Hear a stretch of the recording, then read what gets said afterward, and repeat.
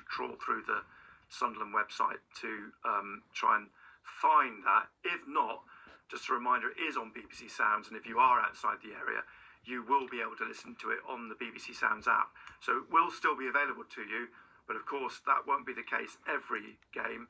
It's only when BBC 5 Live are doing commentary of the games themselves, which they are tomorrow on Sports Extra, that we can put that commentary on BBC Sounds as well. So Michelle, that stream has been established. It was working last weekend.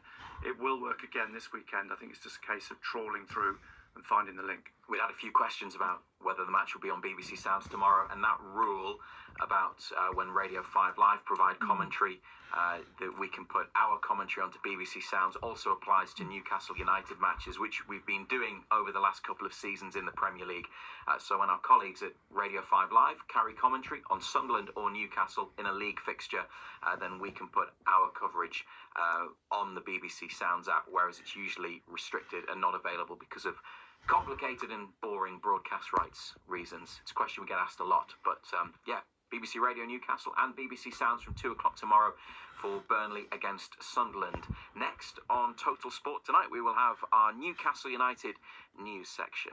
Matt Bailey at breakfast. Big news, they found yet another new dinosaur. Claire, how do you say the name? Is it Toracus macarutherai? How are they still finding dinosaurs, man? I can't find my spare house key, but yet someone can find a dinosaur on the Isle of Man. Is it someone who's just like literally walking along and then they trip over that? Oh, it's a bone. Always the last place you'll look. It really is, isn't it? You hunt high and low for a dinosaur fossil your entire life, and then you just trip over one on your way to the supermarket. Left it in the car boot.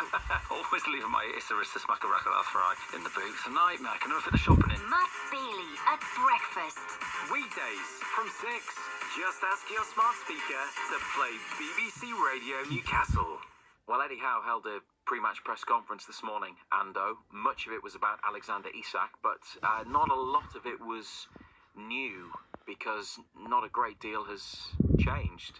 No. We're in the same situation. Yeah, there's only so much you can say, and I think he's basically said everything that's there to be said.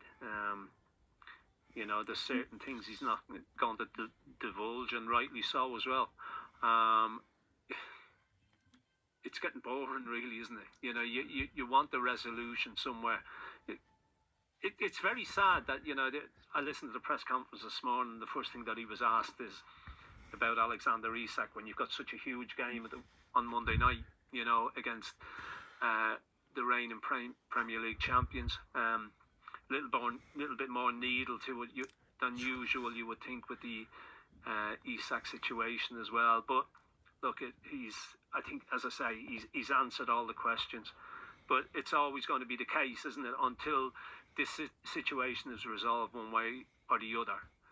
Every press conference that he does, the first question is always going to be about Alexander Isak.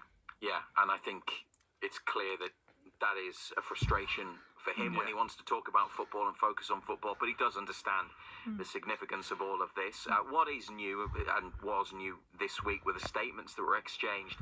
Isak saying that promises had been broken and the relationship can't continue. Newcastle's response to that, in which they said no commitment has ever been made that he could leave this summer.